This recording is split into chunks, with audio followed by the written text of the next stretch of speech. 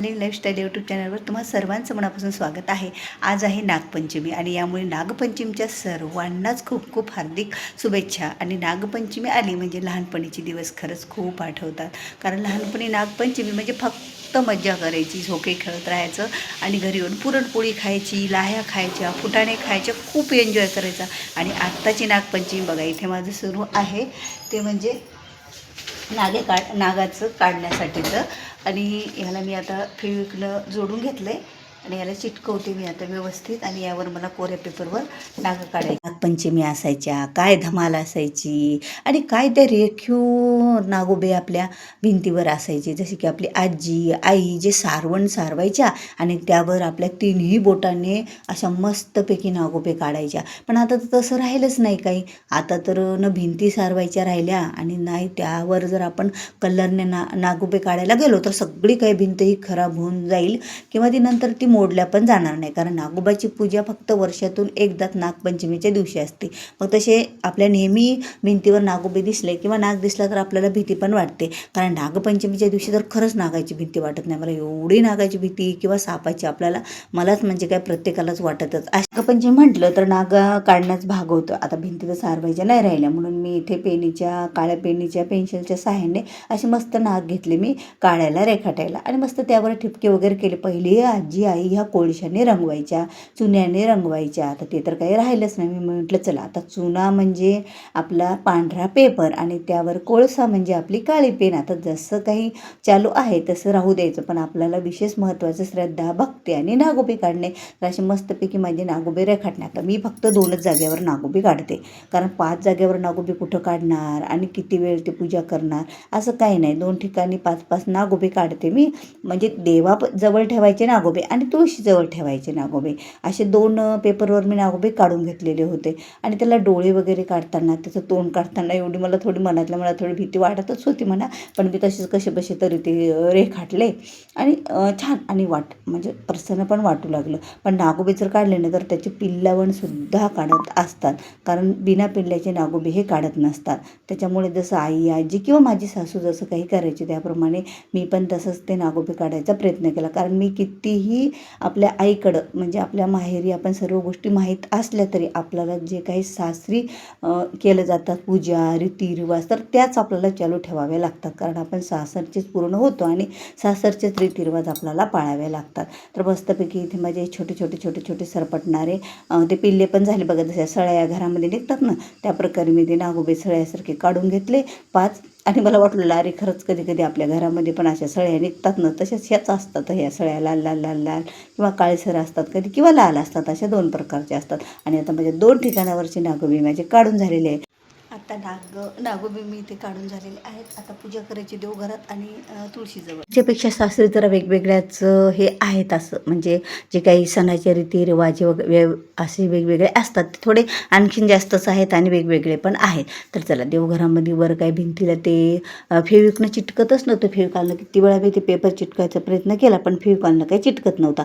आणि मला चिकटपट्टी काय सापडत नव्हती म्हणून मी त्या नागोब्याला भिंतीला टेकून, आता भिंतीवर असतात म्हणल्यानंतर मी भिंतीला टेकून पाटावर ते नागोबे ठेवून घेतले. त्याला अष्टगंध लावून घेतला. नंतर मी त्याला म्हणजे आता त्याची पूजा पंचोपचार करायची असते. आता मला केंद्रातल्यामुळं माहीत आहे की पंचोपचार पूजा कशी करावी. अष्टगंध, हळदी कुंकू, अक्षदा आणि त्याला जे काही आपण त्याला पौतं म्हणतात बघा. पौतं म्हणजे माझ्या प्रकारचं जसं आपण भावाला पौतं म्हणजे पहिलं त्याला राखी म्हणायची. म्हणजे आपण जसं भावाला आपली राखी बांधतो आणि त्याचप्रमाणे नागदेवता आपला भाऊ समजून आपल्या सर्वांचं रक्षण समजून त्याला तसं ते पौतं बांधत असतील. आणि मी दरवेळेस नाही का दोऱ्याचंच पौतं करत असते. पण यावेळेस नाही का मी ते उलनचा माझ्याकडे हाताला बांधायचा दोरा राहते कधी पण गुरुचरित्र पारायणाला वगैरे बसल्याच्या नंतर.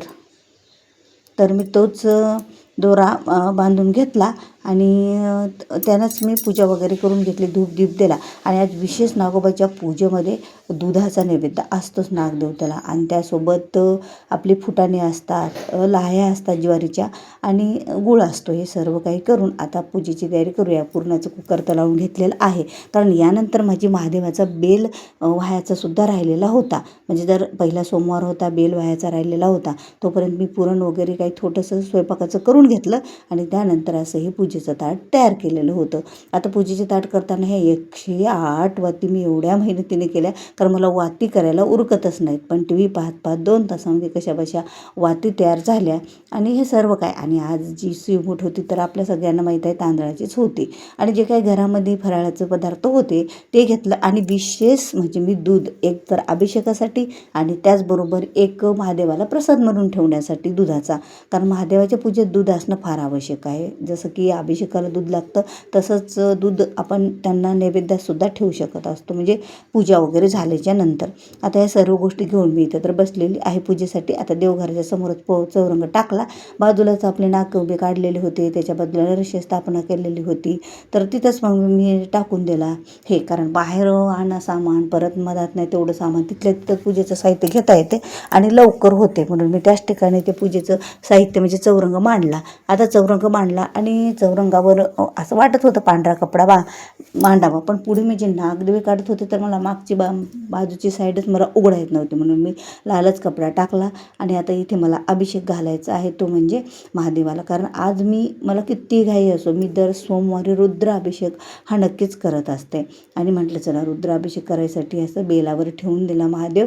आणि त्याच्याकडे थोडेसे म्हणजे हे त्यांना आसन टाकावं लागत असतं, म्हणून बेल किंवा अक्षता टाकायच्या असतात.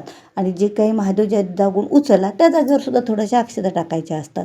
आणि पण पहिला मान असतो तो आपल्या गणपती बाप्पांचा, म्हणजे इथे गणपतीची सुपारी मी मांडून घेतलेली आहे, त्यांची पण पूजा करून घ्यावं म्हटलं.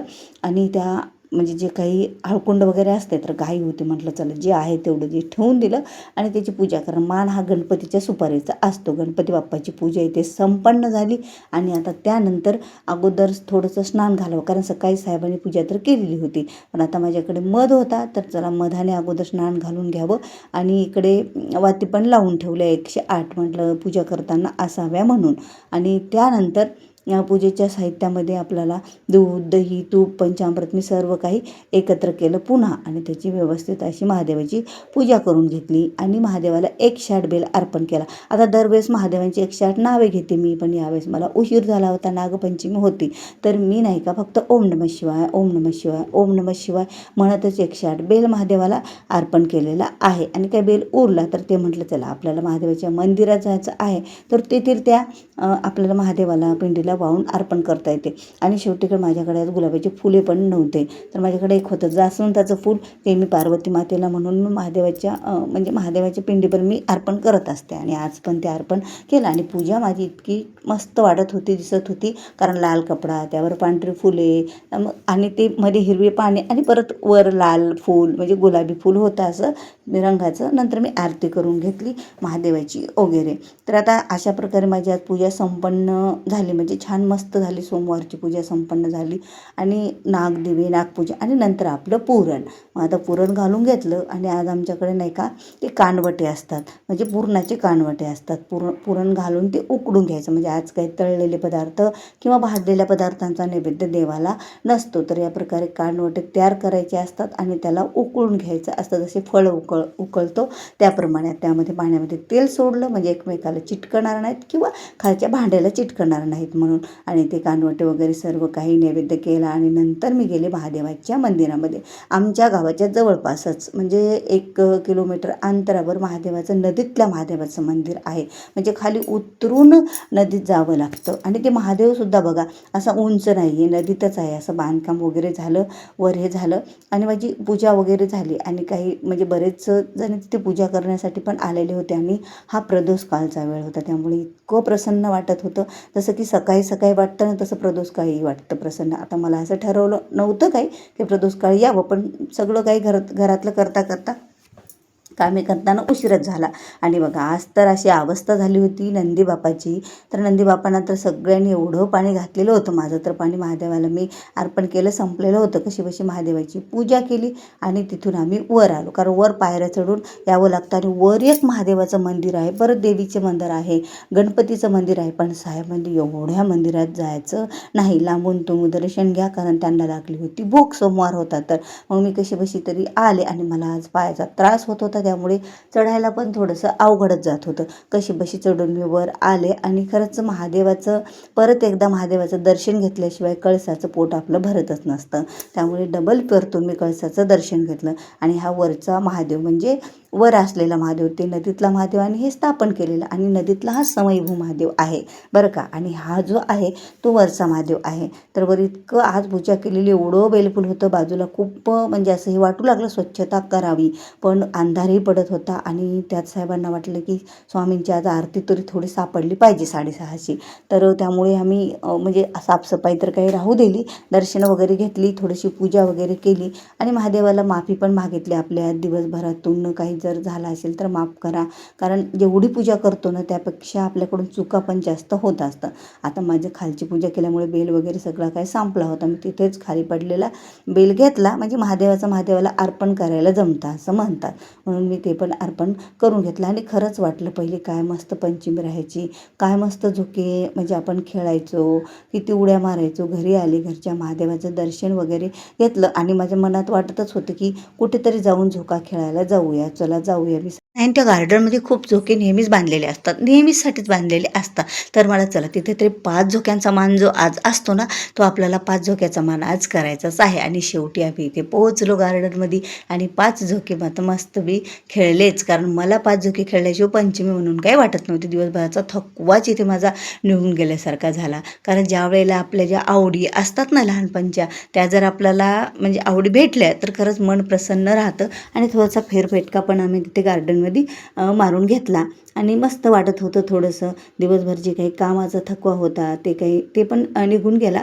आणि तिथे थोडेसे जे काही पक्षी वगैरे होते त्यांच्यासोबतसुद्धा खेळणं झालं. ते पक्षी पुढे आणि मी त्यांच्या मागे मागे मस्त चालत होतो. आणि सायंकाळची वेळ होती त्यामुळे मस्त म्हणजे छान वाटत होतं. तर चला भेटूया पुढच्या ब्लॉगमध्ये. तोपर्यंत सर्वांना श्री स्वामी.